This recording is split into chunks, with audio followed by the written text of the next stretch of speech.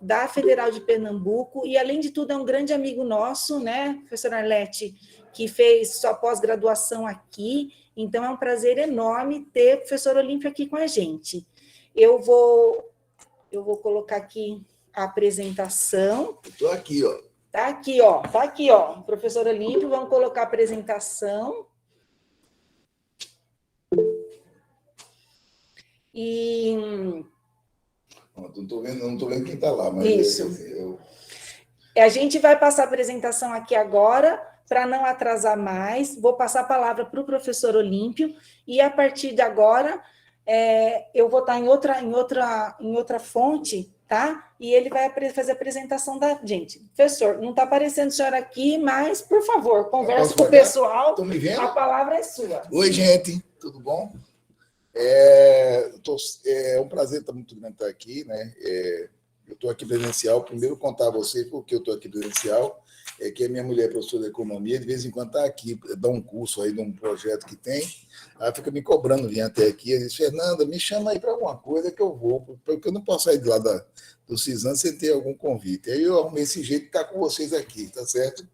É muito bom estar aqui com vocês, eu tenho um carinho tremendo, né, porque antes do meu doutorado que eu fiz aqui, a minha orientadora foi a professora Ellen Hardy, em 94, para quem não conheceu, a esposa do nosso querido professor Faundes, e socióloga, e foi ela que, eu caí no tema abortamento, foi ela em 92, 93, que fez eu mudar os meus conceitos e a forma de ver o problema do abortamento das mulheres, principalmente no Brasil, né? Então, aqui é muito bom. Se eu for falar o número das pessoas que eu tenho como amigo aqui, eu não quero fazer essa lista, porque eu posso esquecer alguém, né? Mas, sem dúvida nenhuma, meu orientador, eu fui orientado pelo professor Ellen Hardy, depois pelo meu querido amigo, né, professor Guilherme Secati, que foi o estudo do misoprostol que eu defendi exatamente 20 anos atrás, aqui nessa casa, né? Então, eu falei com Fernanda, eu acho que esse tema que a gente está colocando aqui, né, o toxicologia, o abortamento previsto em lei, eu acho que é importantíssimo, né, no momento que estamos vivendo. E como o CISAM, eu acredito que seja o terceiro serviço, né, primeiro Norte-Nordeste, do Centro-Oeste também, de atendimento em 96, quando o governador Arraes, e o CISAM oferece esse atendimento ao aborto previsto em lei através de um serviço chamado Promarias. Então, a gente tem uma experiência grande já há muito tempo, né, trabalhando com abortamento previsto em lei. Aí eu vou falar para vocês. Não tem nenhum interesse, conflito de interesse sobre o assunto, né? Uma ONG que também faz parte, chamado Doctor for Choice, ele coloca 4 barreiras que são consideradas, né, para assistência ao abortamento previsto em lei, né? Essas barreiras, né, são também para o toxicologista, né, que a gente tem a dificuldade no Brasil e em outros países. Então, uma delas é muitas vezes, a dúvida para a maioria dos profissionais de saúde, como se deve atender, o medo de ser processado por interrupção da gravidez, já que aborto é crime, né? A gente tem só os permissivos, a burocracia de documentos na organização e fluxo do prontuário, do serviço, o trabalho de equipe, e também, sem dúvida nenhuma, a objeção de consciência de profissionais é um problema na assistência. Eu vou dedicar um pouco mais para a objeção de consciência no final, tá certo?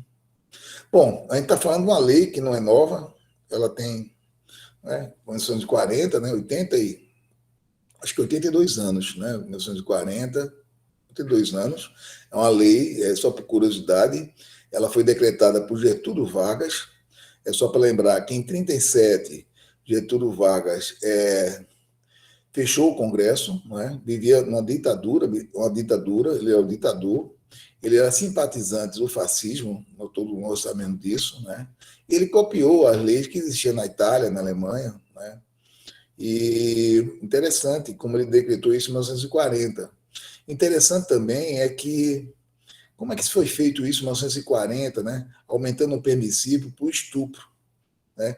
Você vê que depois de tanto tempo existem políticos, né? E colocou isso como um tema de política, né? E muitas vezes atacam muitos deputados, muitas forças, né, que tem poder de decisão no Brasil, ataca querendo retirar esse direito, né, depois de 82 anos. É interessante que, naquela época, as famílias tradicionais cristãs, né, a família tradicional, as pessoas, eles não, os religiosos, não atacaram Getúlio Vargas. Ele não foi nem excomungado, né, ele não foi nem cercado no catete, e teve apoio tanto da igreja como da sociedade tradicional, né, tanto bem mais machista do que hoje. É interessante por que isso? Porque naquela época a mulher não tinha o direito sobre o seu próprio corpo. A mulher era proprietária de um homem, ou do pai, ou do marido, do irmão mais velho. E quem decidia o que era estupro eram esses homens, não eram as mulheres. Então, por isso, não houve nenhuma convulsão social, nenhum movimento, nenhuma perseguição a Getúlio Vargas os movimentos conservadores da época, né? Então é interessante conotar isso, né? Porque essa mudança hoje, né? Porque hoje, a partir da Constituição, através do SUS, esse poder, né, sobre o que é o estupro não é mais dos homens, é das mulheres. Então isso explica essa mudança de comportamento de parte da sociedade em relação a essa lei tão antiga. Bom, a Febrasgo, né, tem participado, junto ao Ministério da Saúde, historicamente, de vários manuais, posicionamento. O professor Faundes aqui coordenou por muito tempo um seminário de violência contra a mulher, né, que era feito todo em dezembro, durante 18 anos. Né. E em 97, a Febrasgo, com Baracá, presidente, criou a Comissão Nacional Especializada de Violência Sexual e Interrupção Gestacional prevista em lei, que, né, junto às outras 20 e poucas comissões, especificamente para o abortamento previsto em lei, e tem colaborado nas políticas públicas do país, também nos congressos, dando orientação. Então, tem várias publicações, né? É interessante que também nós participamos, né, lá atrás, em 2014, que eu acho um documento muito importante, da situação do como utilizar o teste rápido de gravidez. A gente tem 4 situações do teste rápido, 2 felizes e 2 tristes. As 2 felizes é quando a mulher que quer ficar grávida está grávida, quando a mulher não está grávida, não queria ficar grávida, né? É isso aí, né? E existe uma, né? 2. Triste, que assim, preocupante, que a mulher quer ficar grávida, não consegue ficar grávida, e a mais difícil para a gente é quando a mulher não deseja gravidez e ela está grávida, né? Isso acontece em torno de 18% a 30%, a mulher não deseja gravidez, né? Então, o médico, essa cartilha, né, orienta que o médico, o papel do médico profissional de saúde é orientar sobre a possibilidade de adoção, né, informar que situação a lei permite a interrupção da gestação e informar acerca do risco de prática caseira para a interrupção da gravidez, orientando se ela praticar alguma prática caseira, né, colocando em risco, ela deve procurar uma maternidade e falar toda a verdade do que aconteceu para, com isso, diminuir o risco de complicações e morte. Bom, é bom saber que 60% a 70% dos casos a vítima conhece o agressor. Cerca de 70% das vítimas de estupro são crianças e adolescentes no Brasil. A Fêmea, né, recentemente, publicou um artigo, né, mostrando isso. 80% das vítimas de estupro são crianças e adolescentes, e, para nossa tristeza, gestação abaixo de 14 anos é muito alto no Brasil, embora tenha caído. Em 2014 era 28 mil, e mais recentemente, em 2021, caiu para 17 mil. Mas é muito alto, 17 mil meninas que são mães abaixo de 14 anos. E isso aqui é o dado do Ministério da Saúde, eu peguei até 2016 aqui, mas a gente tem até 2021, mostrando que está em torno de 1.800, mais ou menos, o mais recente. São 1.800 abortamentos, 1.750 abortamentos previstos em lei e realizados no Brasil, segundo os dados do DataSUS. Se a gente faz uma relação, uma conta simples, né, só uma regra de 3 simples, acreditamos que no Brasil notificados são 60 mil estupros, né, dos anuários de violência são 60 mil. Mas acreditamos que pode ser 10 vezes maior esse número, porque são subnotificados. Então, quem estuda o assunto acredita que pode ter 500 mil estupros no Brasil por ano. Acreditando que 3 a 5% desses estupros pode resultar numa gravidez, e até porque estupros são repetidos, tem muitos estupros, não acontece uma vez só, são pessoas conhecidas que estupram várias vezes. Então, a gente podia ter, em média 25 mil gestações decorrentes de estupro. Certo? Então, por lei, essas mulheres vítimas de estupro, grávidas, têm direito ao abortamento. Se a gente pega um número de 1.750 abortamentos por estupro por ano, isso dá um percentual de 7%. Ou seja, 93% das mulheres grávidas por estupro no Brasil não têm acesso ao abortamento. Eu acho que muita gente, até médico mesmo, não sabe, né? Quais são as situações que a mulher tem direito ao abortamento previsto em lei. A população não sabe e muitos profissionais de saúde não sabem. E não pode haver cidadania e saúde sem informação. Então é bom sempre lembrar que no nosso Código Penal, que houve uma mudança em 2029, né, tem o estupro propriamente dito, que é a violência ou grave ameaça, né, a violação por fraude, outro meio que impeça ou dificulta a livre manifestação de vontade da vítima. Por exemplo, temos o caso de stealthing, que é dizer que vai usar camisinha e não usar. Existe aquele caso famoso de fraude. Eu acho que um caso exemplar é o que aconteceu recentemente nas empresas, nós vimos, que é o caso do doutor, aquele João de Deus, né, que estuprava as mulheres como se fosse um ritual do processo de cura religiosa, né? Alguma coisa assim. O menor de 14 anos, no artigo 217, que é estupro, né? Mesmo que seja consentido, é interpretado como estupro. A enfermidade mental, qualquer outra causa que não pode oferecer resistência, como Boa Noite, Cinderela. E muita gente não sabe que todo adolescente vítima de qualquer forma de exploração sexual, a Procuradoria Federal de Direitos do Cidadão, em 2014, interpretando o Estatuto da Criança e Adolescente, considera que esses adolescentes estão numa situação de vulnerabilidade. Então, também teriam, quando engravidam, o abortamento previsto em lei. Aqui do lado, esse documento aqui, é essa portaria 2014, certo? Pouca gente sabe, né? Menor de 14 anos, ou adolescente em exploração sexual, é necessário boletim de ocorrência, realizar a coleta de material biológico, que é um crime condicionado, e armazenar em local adequado. Esse material ele não pode ser colocado em contato com formol, ele é biológico, ele tem que ser guardado refrigerado, e telefonar em Pernambuco, no Instituto de Genética Forense da Polícia Científica de Pernambuco, para recolher o material. Geralmente, eles vêm com rapidez, certo? A stealthing, que apareceu agora esse termo em inglês, quer dizer, coisa furtiva, roubada, né? Que está enquadrado dentro da fraude, né? Por obtenção do consentimento de ter relação, não é tipificado por interpretação, por analogia, no artigo 215, né, do nosso Código Penal. Todos os crimes contra a dignidade sexual estão amparados pelo aborto legal, conforme a orientação do Ministério da Saúde 2011. Esse documento do Ministério da Saúde, que o Torres participou, que professor que aqui mora em Campinas, professor José Henrique Torres, né, participou junto da comissão nossa da FEBRAGE, de abortamento previsto em lei, considerando que está dentro do arcabouço jurídico que dá direito ao aborto legal, o stealthing. Certo? E um problema que existe de preconceito, né, de muita desorientação do médico também, é aquela pergunta: e se a mulher estiver mentindo, vai ter algum problema para o médico? Não tem, porque o Código Penal, artigo 20, o médico e demais profissionais de saúde não deve temer possível consequência jurídica, porque a mulher assume essa responsabilidade e não o médico, quando ela assina o termo de responsabilidade e se anexado no prontuário. Então, ele não pode ser punido, imputado, certo? Esses são documentos necessários para ter o abortamento previsto em lei. Eu coloquei o relato circunstanciado do evento, assinado por 3 profissionais, certo?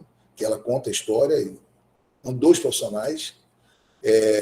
O termo de técnico, que é o médico que calcula a idade gestacional e vê, de acordo, muitas vezes, com o ultrassom, se coincide com a data, que ela tem um direito, né? A mulher tem um marido e engravida, ela tem o direito de saber que aquela gravidez não foi o resultado do estupro, né?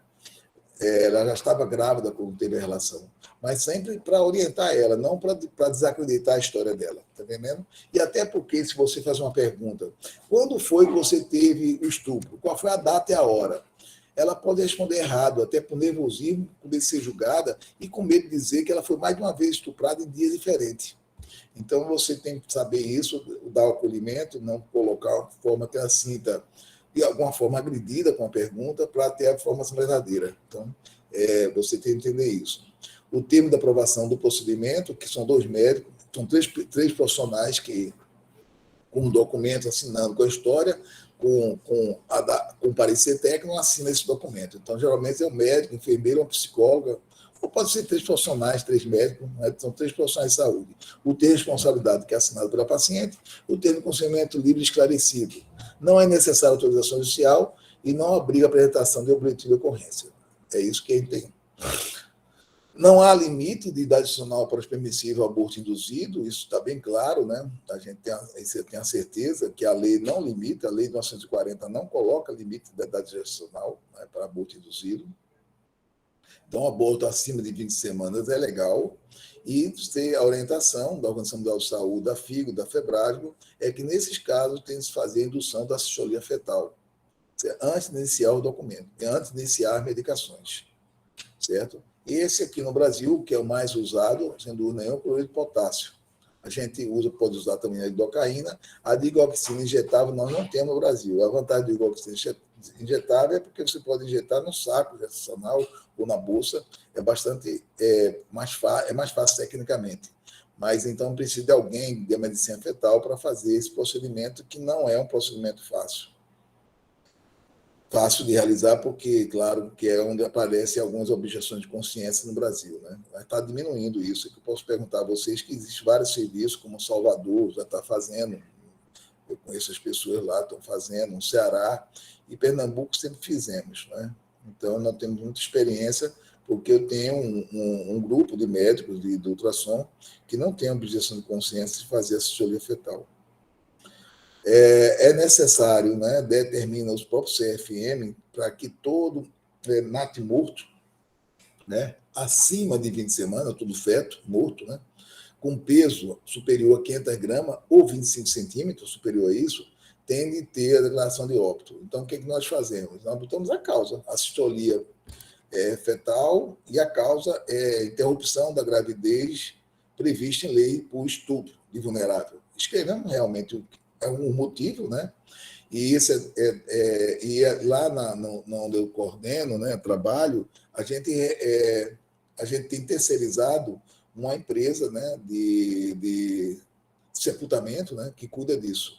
Então, as pessoas indigentes, a gente paga, né, porque é maltratar demais dar esse feto, né, para aquela mãe que tem esse feto resultado do estupro, para cuidar do sepultamento do feto, desse feto que ela não desejava. Então, ela não precisa ter contato com ele, e a gente declara isso e consegue fazer como um indigente, né? Tem casos também, de outros casos, que a mulher não tem dinheiro para fazer o sepultamento de natimorto.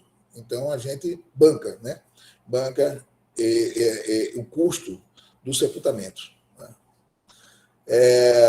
Existe hoje, claro, sempre existiu, mas agora está um pouco pior, a interferência religiosa, né, nas políticas públicas. A gente tem visto isso. Uma coisa que me assusta muito é o aparelhamento dos conselhos tutelares, que o conselho tutelar deveria proteger a criança através do Estatuto da Criança e Adolescente, e muitas vezes a gente vê o contrário, né, com ideologia religiosa, causando barreiras ao acesso ao abortamento previsto em lei. A FEBRASGO se coloca contrário, né, a isso. Então, a gente tem vários documentos, entrevistas, que eu acho que é uma das comissões que mais trabalha, né? A de pré-natal também, de Fernando, também trabalha bastante, mas eu acho que mais estressante são as pessoas da comissão, porque a demanda é muito grande, né? Então, são feitos documentos, orientações, nota informativa. A gente tem como presidente o Robson Dias, lá de Natal, professor de Natal, mas temos o Cristiano Rosa daqui, o professor Faundes faz parte, né?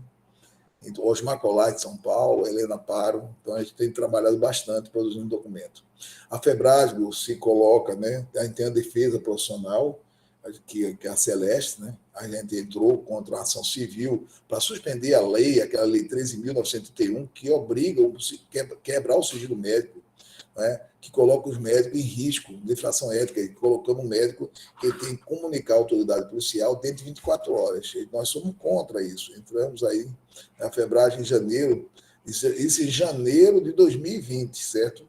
Notificou a Casa Civil, o presidente da República, sobre a necessidade da revisão dessa lei, que ainda está vigente, mas nós estamos trabalhando também contra as portarias do Ministério da Saúde, a 2282, a 2282 em 2020, depois trocar para a 2561, que tem uns absurdos, né, de fazer com que seria obrigação do médico a quebrar o sigilo, né, e contra a vontade das mulheres, encaminhar como crime condicionado e quebrando, né, todo o nosso código de ética médica, e ainda mais colocava como dever do médico oferecer a visualização do feto do embrião para a mulher vítima de estupro, uma crueldade tremenda. E também o termo de consentimento que eles fizeram, substituindo o que a gente usa, né, era com exagero dos riscos de complicações totalmente não baseado em evidência científica. Isso tudo para desestimular a decisão da mulher para o seu direito ao abortamento. Então, isso foi, a gente conseguiu reverter muita coisa, tem trabalhado para reverter esses casos, essas situações que muitas vezes o intuito mesmo é dificultar o acesso à mulher ao direito ao abortamento. As procuradorias estaduais e municipais têm se comportado, né, da mesma forma que a FEBRASGO, discorda da comunicação compulsória de autoridades policiais, deve ser feita apenas para fins estatísticos, para a formulação de políticas públicas. Lá em Pernambuco, é assim que nós temos feito. A gente não assim, comunica que é incondicionado ao Conselho Tutelar e à autoridade judicial quando é abaixo de 14 anos. Mas, acima de 14 anos, a gente respeita o direito, né, e da família, da pessoa, e a gente avalia, cada caso é um caso. Né? Então, a gente tem feito diferente. Outro caso que eu falar, como eu estou falando de forma geral, eu acho que é muito importante também para nós médicos, né, é o risco de morte. Eu acho que vou falar mais sobre isso de morte. O feto-anencefalo está bem resolvido, né, pela resolução do CFM e do Supremo Tribunal, isso está bem resolvido. E outras malformações incompatíveis, a gente tem avançado, não no judiciário, mas a gente tem conseguido, né, através de autorização judicial. Vamos falar um pouco de risco de morte, certo? É sabido que 30% das mortes maternas, né, aí, Rodolfo sabe disso muito bem, não sei se o Rodolfo está aí, mas 30%, quase, todo 30%, as causas de morte materna são doenças, né, pré-clínicas, pré-gestacional. São doenças, geralmente cardiopatias, que a gente sabe, né, que ela é portadora dessas doenças já no início do pré-natal. Né? Essa mulher não devia engravidar, ou engravidar desejando. Né? Então, a gente tem um número elevado de morte materna por doenças obstétricas indiretas, ou seja, doenças que a mulher já tinha doença clínica, principalmente hipertensão e cardiopatia. Então, a gente teria como diminuir aqui os 30% se essa mulher não engravidasse, né? Com método contraceptivo efetivo, e quando engravidasse, ela tivesse direito ao abortamento previsto em lei. É interessante que, assim, é que a sociedade canadense, né, baseado naqueles critérios de insuficiência cardíaca da Organização Mundial de Saúde, classifica 1, 2, 3 e 4, eles oferecem o abortamento na classificação 2. Né? Aqui no Brasil, geralmente, se oferece na 3 e na 4. Na 3 e na 4, o percentual é muito alto, em torno de 20% a 30% ou mais de morte materna. É isso que quem tem que discutir. Não seria mais justo, não, fazer com os canadenses, mesmo em percentuais mais baixos, de 2%, 5%, a mulher ter o direito a escolher se quer ter aquele risco? Será que uma mulher com 3, 4 filhos, mãe solo, trabalhadora, ela tem esse direito de decidir se vai ter o abortamento, se tem uma doença cardíaca ou hipertensão maligna, e que a gente acredite nas evidências, assim, que esse risco seja 200 vezes maior do que a população geral, ela tem direito ao abortamento previsto em lei, ou é nós que devemos decidir por elas? Isso é uma questão que a gente tem que trabalhar e avançar. Né? Escrevemos no Tratado de Obstetrícia um capítulo que causou muita polêmica, eu, Faundes e o Torres, né? A visão do juiz Torres, que concordamos, né? É só para fazer analogia. Se você for vítima de um assalto armado, né? E pedir um celular, carteira, se você não reagir, a chance de você morrer nesse assalto é 0,16%. Mas se você reagir e matar o delinquente, você provavelmente será considerado inocente. Né? Você responderá e provavelmente não terá punição, pelo um risco de 0,16% em morrer. Agora, quando a mulher tem um risco, por exemplo, 6% de morte, né, uma hipertensão grave, e a gente geralmente não oferece esse abortamento, meio que considerando que ela tem quase 40 vezes mais risco de morrer do que a população em geral. Então, a gente não oferece à mulher o direito ao abortamento. Né? Isso aí a gente tem que trabalhar, eu acredito, respeitando a vida das mulheres. Então, tem uma dificuldade da gente considerar que a vida da mulher é mais importante do que o embrião, e respeitando o desejo dessa mulher sobre o risco que ela pretende correr na sua gravidez. No abortamento previsto, no abortamento previsto em lei é simples, você apenas precisa da declaração pelo menos 2 médicos definindo a doença e o risco e o consentimento da mulher. Não precisa de parecer de justiça, certo? É uma conduta médica. A anencefalia, você já conhece, eu vou pular, né? Tem a resolução sobre isso. As malformações incompatíveis com vida, que não seja anencefalia, assim de Potter, né? Assim de Edward, né? Patol, que também são incompatíveis com a vida, mas a gente tem de fazer um documento, anexar o ultrassom, explicar o que é, ter ao juiz do que se trata, que é inviável que é a gravidez, e anexar o pedido da paciente para interrupção da gravidez. Certo? É bom também anexar alguma publicação para o juiz ler.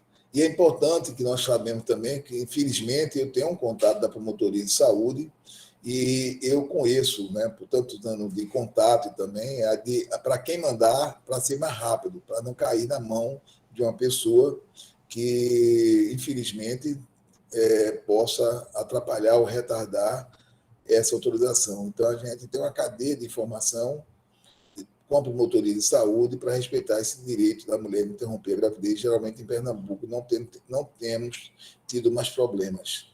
Né? Aí vamos chegar ao ponto que eu acho que é o principal da aula, certo? É o conflito desses 2 direitos, né? A objeção de consciência, que é um direito, né? E também o direito à saúde. E como é que fica nesse choque de dois direitos, né, que tem a ver muito com assistência ao abortamento? Então, vamos lá tratar. Tanto na Constituição de 88 está lá, a saúde é um direito, e de todos, dever do Estado. Tudo bem? Então, todo mundo, teoricamente, tem direito à saúde.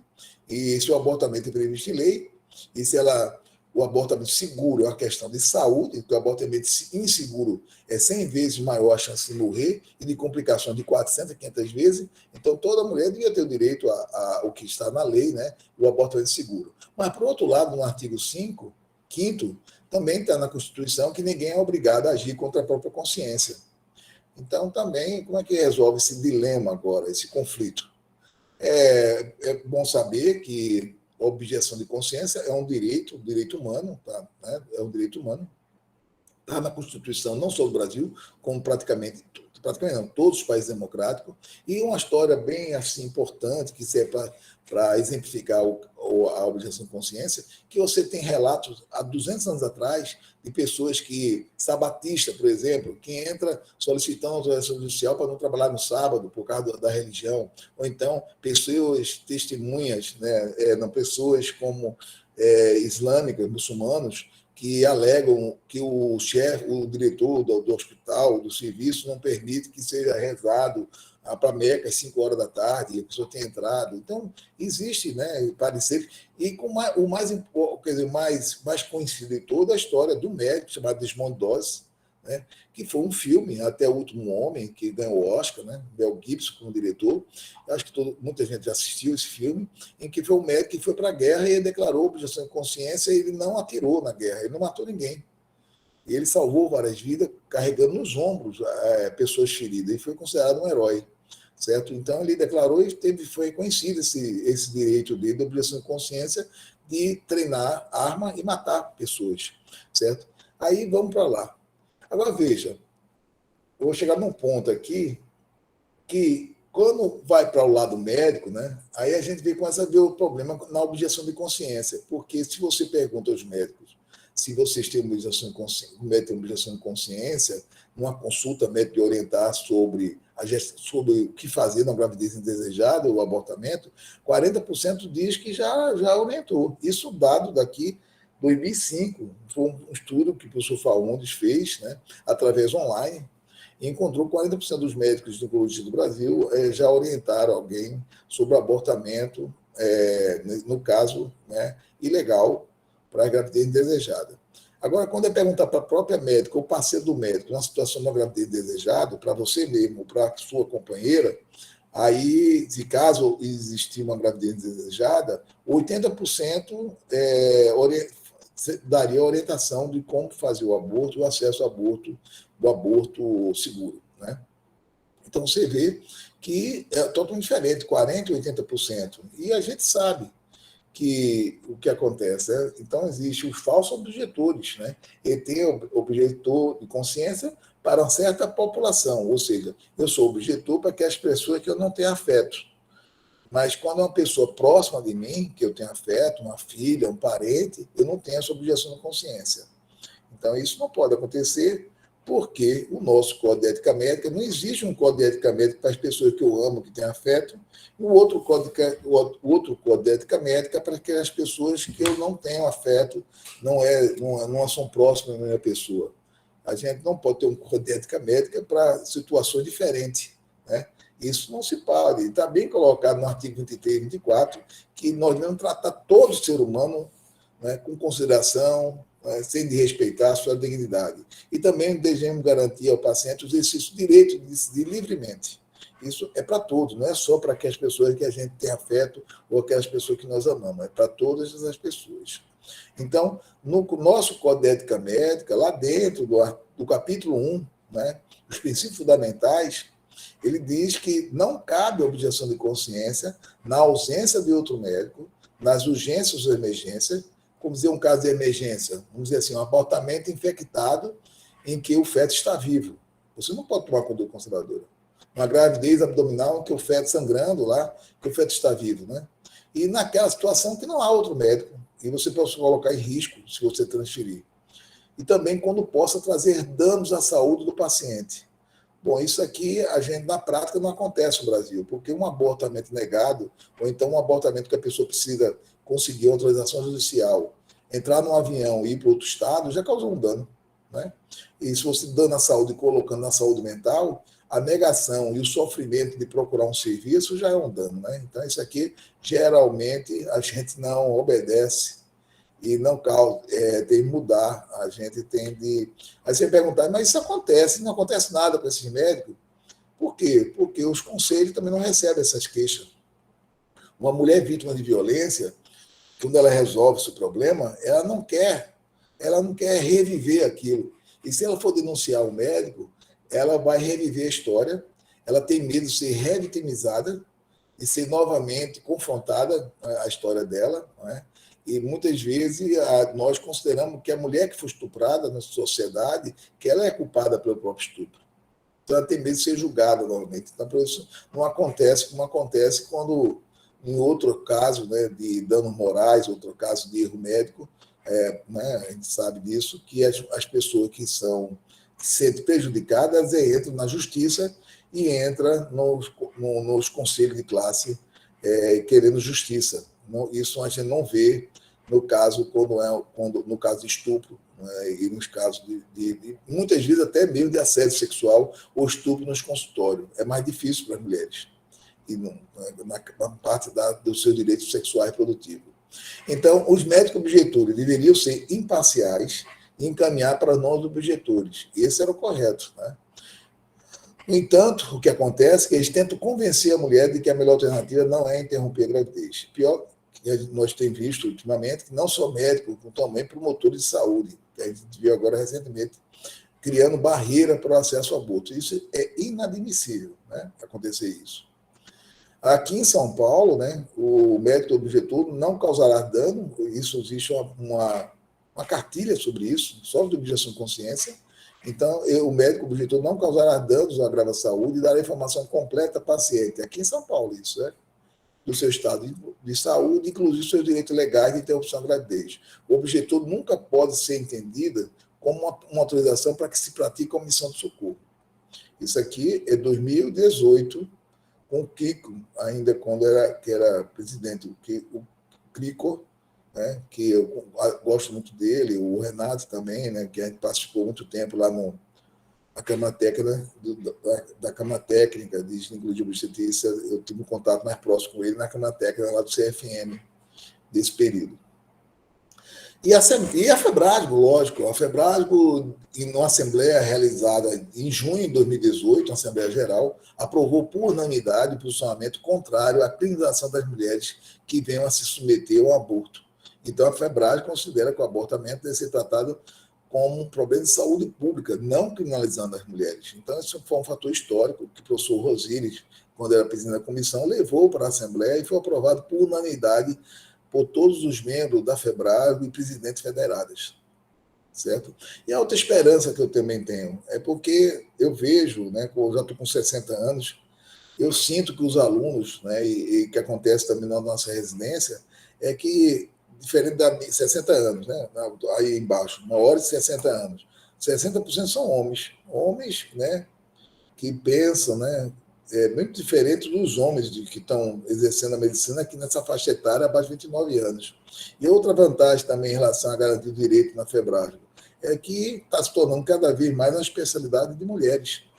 Eu tenho certeza que as mulheres que vão progredir bastante nesse tema, né, nessa luta pelos direitos das mulheres à saúde e a direito ao abortamento previsto em lei. Bom, e a outra coisa que eu acho que é revolucionária também, aí é Gustavo Salata, né, que eu parabenizo a ele, de Ribeirão Preto, é que conseguimos emplacar a EPA, né, que é, traduzindo do inglês, é atividade profissional segura ou confiável, né, na matriz de competência que deram às EPAs e foi aprovado na Comissão Nacional de Residência Médica e pelo Ministério da Saúde. Ou seja, para a pessoa se tornar especialista em toxicologia na residência médica, ele tem de aprender 21 temas, né? Praticar e aprender. Tem de saber fazer. Eram 20, colocou um negócio no 21. E essa 21ª EPA de matriz de competência é essa aqui: acolhimento da mulher vítima de violência, prescrição, orientação e aconselhamento da profilaxia de infecções sexuais transmissíveis, método contraceptivo e realização da interrupção da gestação prevista em lei, por medicamento, aspiração manual, intrauterina ou cirurgia. O que isso significa, certo? No futuro. Vai chegar no Brasil, embora tardiamente, porque a FIGO já orienta, né, que a gente deve combater os objetores de consciência na nossa especialidade, que não pode causar prejuízo ao paciente. Eu, com muito orgulho, passei 3 anos representando a FEBRASGO na comissão da FIGO, né, dos aspectos éticos da reprodução humana. Se o Guilherme Secato estiver por aqui, ele conhece a maior parte dessas pessoas que estão aqui, né? O Leonel Brioso, do Uruguai, né? O Frank Chernak, aqui no meu baixinho é o Gupta, indiano. O Barbudo, aqui do meu lado, ele foi ministro da Saúde de Mujica. E foi com ele que conseguiu o Uruguai a não ter praticamente mais morte materna por abortamento, né, com a mudança da postura e também da realização do seu país. Então, é essa posição da FIGO, combatendo, né, a objeção de consciência, certo? E o que acontece na maior parte dos países europeus, né? Os seus conselhos de classe, de ética, é que os objetores de consciência só podem ser aceitos quando recrutados, sem poder de escolha. Ou seja, a gente só pode ser objetor de consciência quando você é recrutado para fazer alguma coisa que você não quer. Aí eu sempre falo na primeira aula, né, dos alunos de medicina, e depois reforço isso na residência. Olha, vocês não foram recrutados. Vocês não estão obrigados aqui. Agora, a partir do momento que você é médico, você tem de seguir a legislação do seu país e os protocolos, né, baseados nas evidências da profissão. Né? E vocês, o seu objetivo principal é promover a saúde. Vocês, quando são funcionários do SUS, você tem um patrão, que é o povo brasileiro e a lei brasileira. Vocês estão aqui para oferecer saúde. Não estão aqui sendo pagos para ser objetores de consciência. Então, e isso vai tornar, no futuro, que a gente tem uma ferramenta cada vez mais para a sociedade cobrar que as pessoas que ocupam esses cargos não possam ter objeção de consciência, seja antiético, que não possa existir, porque eles não foram obrigados a fazer aquela especialidade. Né? Eu não posso ter um médico que negou transfusão sanguínea porque a paciente morreu, uma hemorragia pós-parto, ele alegar que fez isso porque tem objeção de consciência, porque ele é testemunho de Jeová. Nada contra o testemunho de Jeová. Mas quem é testemunho de Jeová se sente com conflito de objeção de consciência em relação à transfusão sanguínea, ele não deve fazer não deve trabalhar com uma especialidade que não tenha risco de transfusão sanguínea. E olha lá, se precisar, ele vai ter de fazer.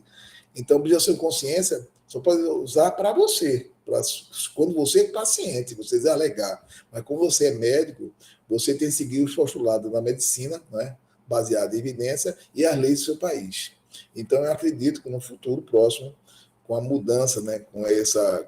Ninguém pode dizer que eu fiz ginecologia obstetrícia, mas não quero fazer isso. Não, ele está sabendo já que vai ser treinado e para tornar um especialista nas 21, vai ser capacitado para oferecer, treinado para ter capacidade nas 21 EPAs que compõem a grade, né, da nossa residência médica. Isso aí é bem claro. Bom, e encerrando, quando as pessoas perguntam, que eu estou labutando há muito tempo sobre isso, né? A pessoa pergunta, Olímpio, qual foi o caso que mais chocou? Em Pernambuco, nós recebemos casos de outros estados, mas em Pernambuco me chocou muito um caso que não chegou até ao CISAM. Né? Foi um caso que aconteceu em 2008, que a mulher, dona Severina, ela foi violentada durante 28 anos, né? Ela está 28 anos sendo violentada, desde 9 anos de idade, ela vivia em casa, não ia para a escola, não é, com conivência da mãe, e essa menina parecia grávida. Né? Ela teve 3 filhos, foi violentada várias vezes e teve 3 filhos.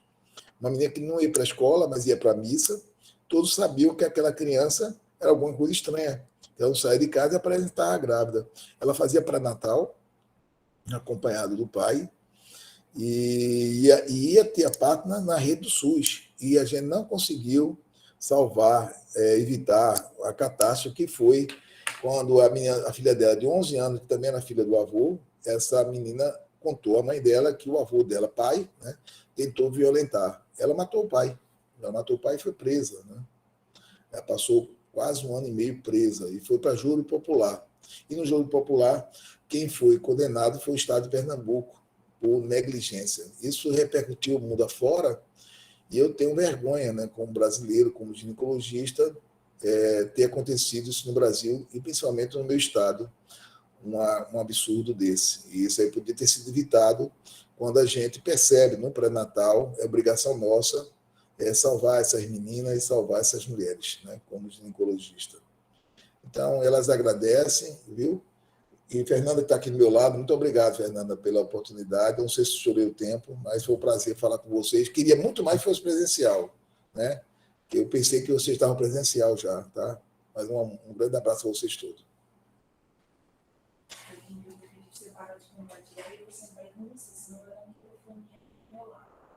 Tá. Vem para cá.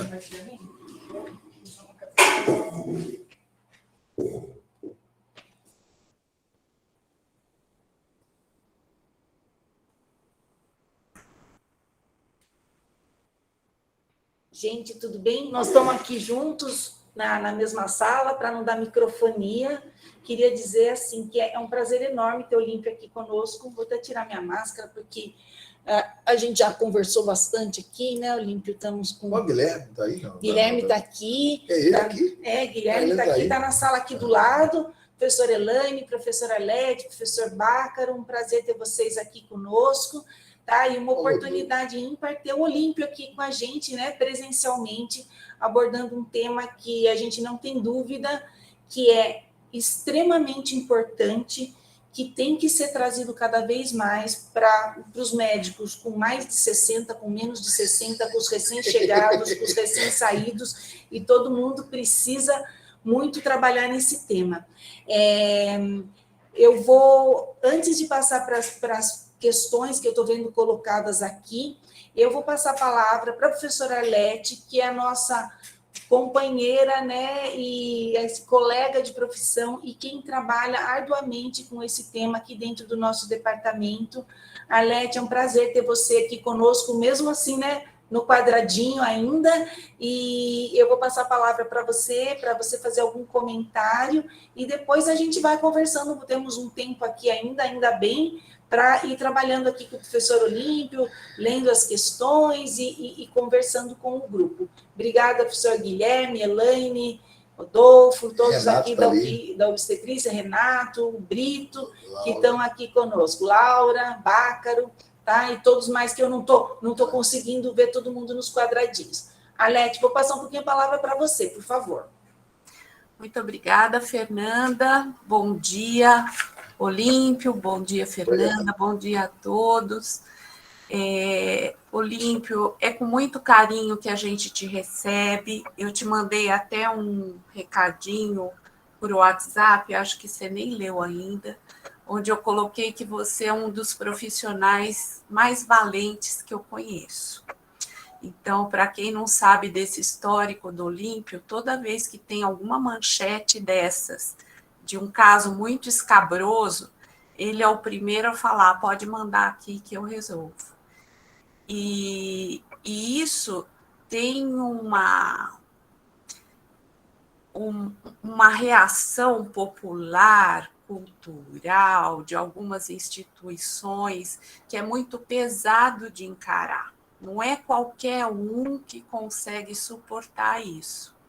E eu tenho visto que o Olímpio é muito valente nessas situações e é importante a gente ter uma pessoa assim. Olímpio, eu te falo que eu não sou tão corajosa assim. De qualquer forma, eu tenho muito carinho por você e eu acho muito importante esse trabalho que a Febrasgo está fazendo. E eu dou um testemunho nosso do CAISM. Você sabe que eu fui contratada no CAISM, eu prestei o concurso em 2002, entrei em 2003, e em 2005 eu assumi o ambulatório de violência. Na época já era o doutor Aloysio Bedoni, e um pouco depois ele se aposentou e eu acabei incorporando o meu trabalho no serviço, no atendimento. E naquela época que o doutor Aloysio saiu, foi a época que a gente conseguiu introduzir primeiro os residentes no atendimento e, posteriormente, os alunos, inicialmente do 5º ano e depois do 6º ano. Então, isso aconteceu a partir de 2005, quando eu iniciei o trabalho. Foi difícil no começo, a gente tinha ainda muita objeção de consciência. É claro que existe, as pessoas mais velhas são mais difíceis de serem incorporadas, mas conforme o serviço foi caminhando e os anos foram passando, os mais jovens conseguiram se incorporar ao serviço de uma forma muito determinada e muito sensível.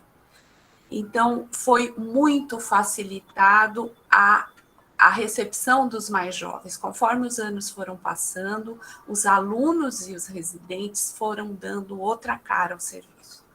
Então, hoje, eu não consigo detectar de uma forma impositiva alguma objeção de consciência muito clara, viu? Eu acho que o serviço, nesses últimos 15 anos, evoluiu de uma forma muito positiva. E é claro que algumas dificuldades existem do ponto de vista pontual para alguns residentes, mas, no geral, a gente vê que tem sido muito positiva essa vivência. E o que a gente sempre fala é que, se a gente se deixar ouvir as mulheres e as situações onde elas estão inseridas, a gente vai perdendo preconceito, a gente vai perdendo objeção de consciência, a gente vai podendo se colocar na situação do outro.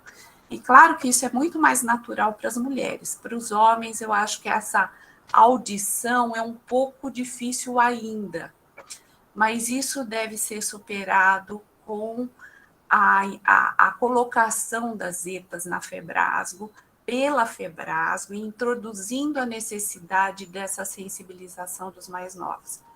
Então, te cumprimento muito por isso, porque demorou, viu? Demorou a chegar. Que bom que veio. Parabéns, viu? Vai perguntar, Alete ou respondeu? Não, pode. Oi, Alete.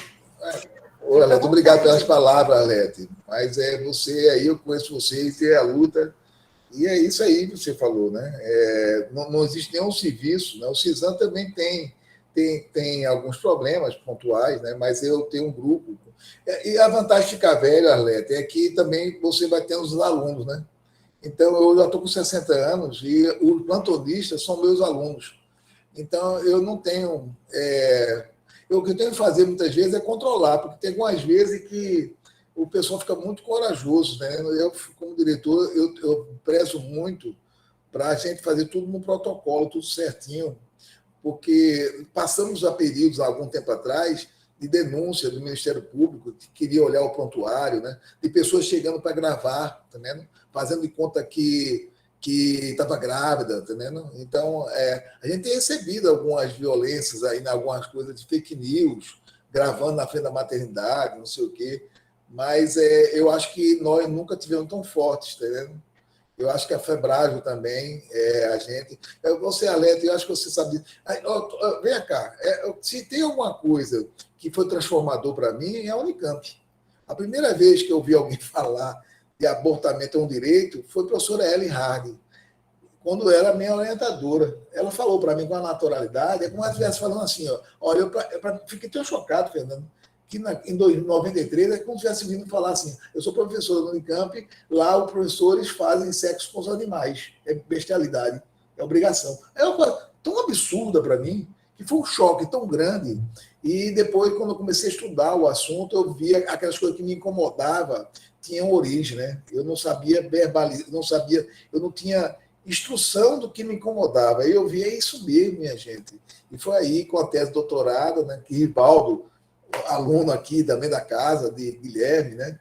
E depois, quando eu conheci Guilherme Secati, né, com o estudo do misoprostol, e deu a oportunidade de participar de evento da FIGO, né? E aí eu vejo cada vez mais, eu participei no início, mas em 96, mas cada vez mais enfrentei. E tenho participado na Febrasgo nessas comissões o tempo todo. Eu me lembro quando tinha congresso, quando eu ia falar sobre esse tema, morte materna também, era vazio. Hoje em dia, a mulherada quer assistir, quando eu vou falar, as pessoas querem ouvir, tá vendo?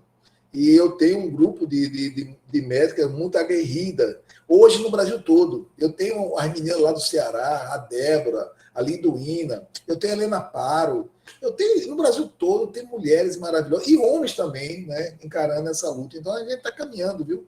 Eu não acho, eu sou muito otimista, eu acho que a gente está num... A Febrasgo, a gente aqui, está sustentando a barra e acho que vamos avançar. Eu acho mais para o Supremo com a gente. Ou então, como você mostrei, Arlete, o problema do Brasil é que, mesmo sendo previsto em lei, a mulher não tem acesso. Puxa, Fernanda, como é que pode? 93% das mulheres estupradas não têm acesso ao aborto. Então, a gente tem que, pelo menos, garantir o que a lei tem, oferece, e oferecer. Então, é uma luta, mas eu acho que ele está andando bem. Entendeu? Obrigada, Alete. Acho que é muito importante você participar aqui. E essas palavras do Olímpio, né, é a luta diária de todas nós que pensam em cuidado e saúde da mulher, né? Então, assim, eu acho que realmente... Eu não sei se estamos no melhor momento, mas talvez já tivemos momentos melhores, mas a gente tem a força para seguir, né? Fernando, macro política de maneira nenhuma, mas eu acho que dentro da Febrasgo, exatamente, a Associação Médica, tem o César também, que dá o espaço. Claro que não avança do jeito que eu queria, mas a gente tem uma massa hoje que, mudando o governo ou não, a gente tem uma linha, certo? Sim. E mesmo com todos os obstáculos, a gente está conseguindo. Imagina... É uma rede, né? Que está sendo construída para... Acho que a rede faz parte. Aí tem uma rede, através da comissão, de mais de 400 pessoas do Brasil todo o serviço. E as dificuldades são parecidas. A gente troca mensagem. Faz... Em Salvador estão fazendo abortamento acima de 20 semanas, coisa que não fazia, tá vendo? Então, a Primeiro da Silva... Sabe quem está fazendo lá? Foi aluno daqui. O Sarno. Manuel Sarno. Manuel Sarno, né? E em Ceará eu tenho Francisco Erlânio também. que foi amigo de Eduardo, então, de Edson, trabalha, então, a gente tem, e eu tenho o Robson, eu tenho várias pessoas, né? Eu tenho na Paraíba o Roberto Magliano, que tomou conta do canto da vaga também, até a Melânia também, que foi aluna daqui. Então, tem várias pessoas, até a Ida Perea, de Rondônia, que também coordena o serviço. Então, a gente está resistindo, sem dúvida nenhuma. E tudo dentro do que é previsto em lei. Tudo é previsto em lei. Não é previsto em lei. Não. Todas essas condições são previstas em lei e realmente o grande problema é o acesso. Né? As mulheres não chegarem e não procurarem e não saberem que isso é um direito que elas têm e que os serviços do SUS têm obrigação de prestar. Fernando, o que me incomoda mais que acontece é você atender um menino de 12, 13 anos com 9 consultas pré-natal e o profissional de saúde não informar. Isso aqui não pode acontecer. E isso aí a gente tem provocado os conselhos, tem chamado as pessoas para conversar, né? Mas a minha vontade mesmo fosse aberto o processo por negligência. Mas geralmente, como precisa ter, geralmente você abre e termina ex officio, termina não dando em nada, né? Ver isso aí, mas precisa mudar isso. Nós temos umas questões aqui, Olímpio, quer dar uma pergunta? Tem uma pergunta aqui, acho que do Renato. Eu vi que João também está aqui. O doutor João está aqui. Renato está aqui. Ó, o Renato tem uma questão. Cadê Renato? Aqui, ó. Deixa eu ver aqui como é. Excelente aula, parabéns. Com frequência, vemos que a mesma vertente que tenta influenciar negativamente a assistência à mulher nos casos de aborto previsto em lei, também provoca influência negativa na oferta de contracepção adequada. Quais suas impressões sobre o impacto disso, sobretudo para os casos recorrentes de aborto? Renato, sim, é exatamente isso. Essas pessoas que obstruem o direito ao abortamento de lei também obstruem o acesso ao método contraceptivo, né? Então, é o trabalho que a gente faz, né? A gente aprende aqui em todos os cantos, né, que a gente tem que aumentar o uso do DIU, né? O uso por espaço, né? Tem de ter. A gente tem o pós-abortamento, pós-aborto, como o professor Fausto fala. Então, a gente tem, depende da gente, Renato. Eu passei um tempo coordenando a saúde da mulher. Eu fui o único homem que coordenou a saúde da mulher do estado de Pernambuco durante 30 anos. Aí eu disse, é uma questão de política, mas um homem, eu também fiquei assim, será que vou ter muita rejeição? Não, os homens feministas me ajudaram muito. E a gente conseguiu fazer vários serviços, mas, Renato, lá em Uricuri, aí deu 500 DIU. Depois de 6 meses eu fui lá, não tinha colocado nenhum. Porque o DIU caiu num hospital terceirizado, que era Santa Casa. O dono, o coordenador, não aceitava DIU, escondeu o DIU. E a gente tem uma dificuldade muito grande, né, de ter acesso ao DIU.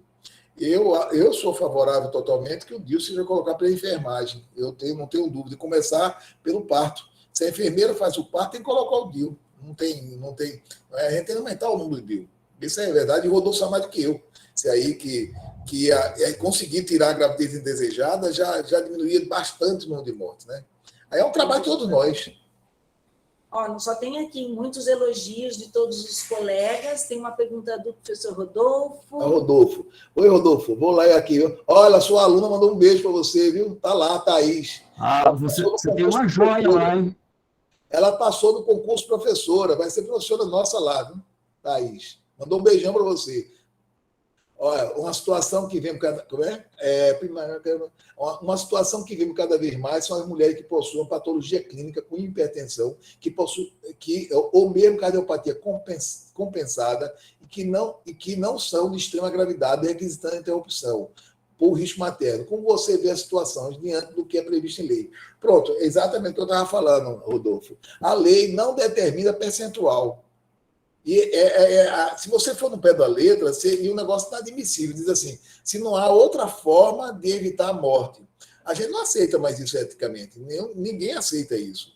Então, assim, se não há outra forma, então vou deixar a mulher lá com a cardiopatia, quando ela for para a UTI, tiver já nas últimas que eu vou interromper. Aí eu vou sair de uma possibilidade de salvar quase 100% para salvar metade das mulheres. Né? Ou menos.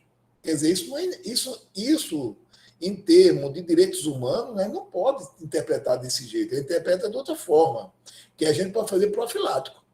Porque se eu faço profilático, eu salvo 100%. Eu não posso condenar a morte 50%. Eu participei numa reunião, Rodolfo,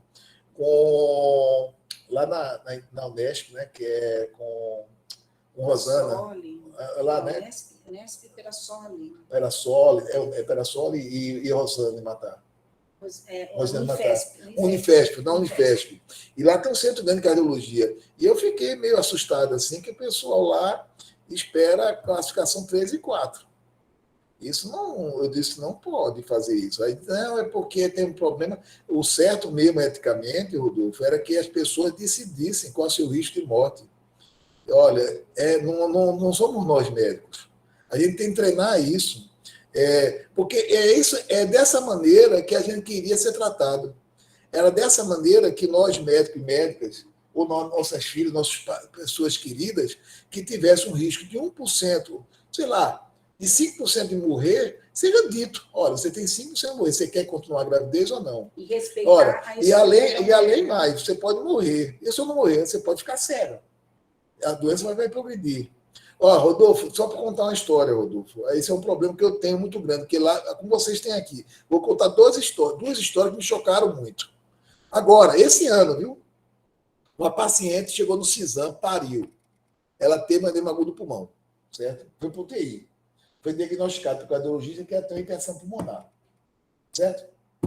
Agora, sendo que ela não tem UTI. A gente não tem UTI. Foi o professor o Oswaldo Cruz, foi transferida. Chegou lá, teve alta, a gente não teve contato. Aí foi orientada a retornar para colocar um DIU ou fazer laqueadura. Na pandemia, uma mulher, Rodolfo, com 3 filhos, passadora do jogo de bicho, salário mínimo. O patrão dela, que ela ganha por produção, não deixava ela sair do emprego para ir lá, na pandemia. O que aconteceu? Arrumou o namorado transou sem camisinha, né? E ela com 3 filhos, com 35 anos, engravidou. Aí procurou, assustada, o médico cardiologista. Tinha consulta, chegou lá com 9 semanas. O cardiologista olhou e mandou para o pré-natalista da prefeitura. O pré-natalista agradeceu o risco, como recebeu a paciente encaminhada do cardiologista, disse, não, o cardiologista considerou que ela deve fazer o pré-natal. Fez 5 consultas. Com 23 semanas, 24 semanas, teve edema agudo do pulmão, às 5 horas da manhã. A menina de 7 anos pulou o muro, chamou a vizinha, chamaram o SAMU. Ela morreu no percurso para o IMIP. E deixou 3 meninos sem ter ninguém para criar, porque não tem marido, não tem ninguém. Né? Então, e essa é a história, né? Essa é a história. Eu estive lá no Procap. Eu fui no Procap falar com a cardiologista. Eu falei lá, naquele dia me emocionei, porque eu vi todo mundo chorando. Até o cara estava lá, o pessoal lá, e eu vi a emoção das pessoas. Eu via do coordenador lá, que contou a história dele também, que eu não sabia, que é uma coisa assim. E as pessoas ficaram bastante impactadas. Eu acho que muitas vezes as pessoas fazem um automático. Sabe que o cara lá, que a gente foi ouvir as pessoas. O cara achou que, como ele é cardiologista, ele caminhou para o pré-natalista para encaminhar para o abortamento. O pré-natalista achou que era o cardiologista. Porque o correto, qualquer médico encaminhar, olha, a senhora não pode engravidar. Vou entrar em contato no Cisam, a senhora vai direto agora para a maternidade. Aí as pessoas não querem se envolver, Rodolfo. Aconteceu outro caso, Rodolfo, agora, também, esse ano, Rodolfo, vê só. Uma mulher, não sei como, uma mulher chega no Cisam, sangrando. Aí vai fazer o toque na massa, faz um especular, um CA de colo, fizer uma biópsia, CA de colo, estadiamento 2B. Eu não sei como o espermatozoide passou ali. E ela estava grávida. A gente caminhou para o CEON, que é o Centro de Oncologia. Quando ficamos sabendo que estou presente lá, o pessoal, numa reunião, decidiu que ela ia ter seu filho e retornar 6 semanas depois do parto para fazer a Vertime ou radioterapia e químio. Quer dizer, depois de 1 ano. Aí reunimos com o pessoal, falamos que não era possível isso e que devia fazer. Tinha 9 semanas, 9 a 10 semanas. E a conduta, o que era? Não dá para fazer a 1000, porque não tinha colo. Aí o que vai fazer? A radioterapia e químio. Com a gravidez lá, o embrião pequeno, é tecido morto, fica lá, não acontece nada. O colega radioterapeuta disse que não fazia. Aí retornou para o Cisam, a gente fez cloreto de potássio com 10, 11 semanas, que é mais difícil fazer, muito mais difícil fazer. Aí voltou com o feto morto, aí o pessoal fez a terapia. Agora, imagina se essa mulher não imagina que se essa mulher está no outro lugar, que tem uma pessoa lá que não foi aluna do professor Faundes, que não foi daqui no Unicamp. Né? Aí continua a gravidez. Então, a gente mata as mulheres, Rodolfo. Eu acho que se a gente tivesse esse olhar, que a gente falou agora, que Renato, né, estava falando, da contracepção, né, que essas mulheres com doenças clínicas que têm risco não podem engravidar, a não ser que queira. E a gente, quando ela engravidar e oferecer o abortamento de forma imparcial, para que faça a escolha de mola clara, tudo bem se ela quiser, né, engravidar, mas não podemos matar a mulher, colocar em risco. Então, isso aí, e depende de quem, Rodolfo? Depende do ministro da Saúde? Depende de um presidente? Não. Depende do médico. Depende de nós que estamos aqui, gente. É a gente que decide salvar a mulher ou não, diminuir a morte materna. Não depende de ninguém. Tem que agradecer só a Getúlio Vargas, lá, 1940. Só a ele, mas não tem mais ninguém, é só da gente mesmo. E assim, né, sempre pensar, né, na escolha da mulher, só que uma escolha informada. Uma escolha informada imparcial. É imparcial. Agora, o duro é você não oferecer informação, não oferecer o acesso e permitir que esses casos aconteçam, sejam os de estupro, sejam os de risco de vida. Então, assim, eu acho que é uma grande luta com informação e acesso, tá? Para que aí a gente desempenhe o nosso papel da melhor forma, né? Sempre oferecendo os melhores cuidados para as mulheres, né? Então, eu acho que são questões bem amplas. Acho que a aula do Olímpio trouxe muita coisa, muita reflexão e trouxe a legislação, né? Trouxe a legislação mostrando que existe a legislação que respalda essas condições. E a Febrasgo se posicionando com isso nas EPAs, com certeza é um fortalecimento muito grande das ações médicas e do ensinamento na residência médica em GO, que eu acho que é um ponto importantíssimo. Exato. Tá bom, gente? Gente, eu não sei se alguém tem mais alguma questão, só temos aqui 1000 elogios e várias pessoas queridas, professor João Luiz, professor Guilherme, que estavam aqui, né, conversando um pouco com a gente. Arlete, você quer fazer algum fechamento? E depois eu passo para o Olímpio e a gente encerra. Olímpio, só dizer que você é muito importante na Febrasgo, é importante que a Febrasgo tenha mesmo essa ação pró-caminho aberto aí para essas situações legais, e é importante nortear as academias, as faculdades, de que essa formação dos recursos humanos são muito importantes. E são importantes não só dentro da área médica, as faculdades de enfermagem, as de psicologia, de serviço social, são todas equipes que têm que ter esse tipo de informação e de formação para poderem formar equipes de atendimento para essas múltiplas situações, né? A gente deve passar ainda algumas gerações aí numa cultura machista, numa cultura com porções da população de muito radicalismo e de muita dificuldade para as mulheres e para outras minorias, e a gente não pode esquecer que recursos humanos são importantes para lidar com isso, nesses setores. Então, o fato da Febrasgo ser uma instituição importante na área médica, eu acho que ela pode entrar em contato com as demais também, né? E isso tem sido muito importante. Olha, agradeço muitíssimo, é um alívio ter você lá na Febrasgo, viu? Eu fico feliz com isso. Não, ok. Alete, claro que você vê que a ginecologia, geralmente, é todo meio do obstetra, né? Eu queria muito que tivesse uma presidente mulher, né? Mulher obstetra, que era melhor ainda, né? Mas é porque, geralmente... Mulheres, não, né? claro, lógico, né? Isso não precisa falar. Mas o problema é que a gente sabe que o irmão rico é a ginecologia. E, geralmente, se você vir na diretoria, a maior parte é ginecologista. Na diretoria executiva só tem eu mesmo, né? Tem Marcelo na executiva, mas sem dúvida nenhuma, né? Mas eu tenho um apoio muito grande da Aguinaldo, né? Que é uma pessoa boa também, que me ouve bastante. A Celeste também me ouve muito, embora seja ginecologista. E eu tenho esperança, né? Que ele está no caminho certo. E aguardar vocês, minha gente, presencial. Eu vim para cá doido para ver vocês. Vão para o Rio de Janeiro, por favor. Vai estar precisando de vocês lá no Rio de Janeiro. Nós vamos, tá? Excursão. Tá? Vamos fazer alguns ônibus aí, vamos para lá, né? Leva a farofada para ir para lá, para se encontrar, abraçar, pegar novamente.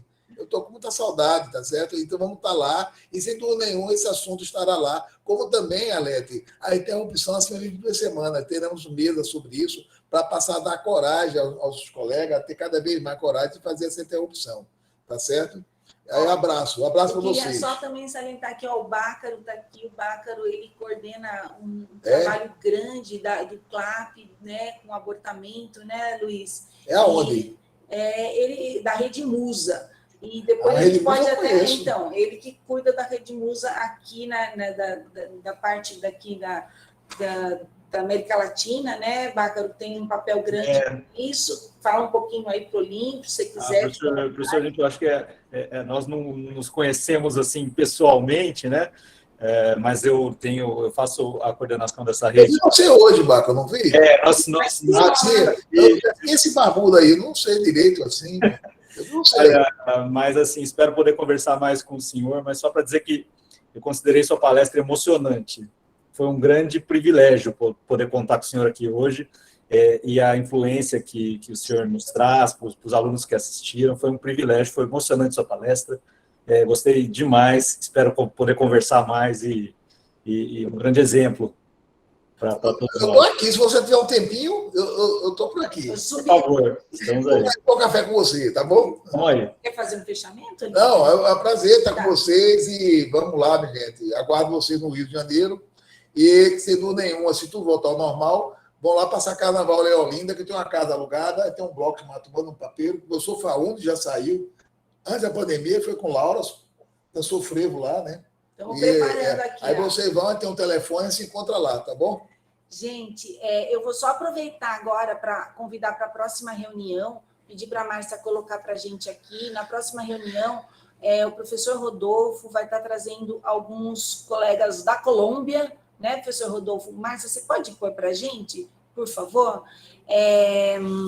Então, para falar sobre saúde sexual e reprodutiva em sua perspectiva multidimensional e possibilidades de parceria e intercâmbios entre Brasil e Colômbia, com 2 professoras da Universidade Del Valle, que eu acho que vai ser super importante para a gente pensar nessas parcerias e ampliar esses cuidados em saúde sexual e reprodutiva.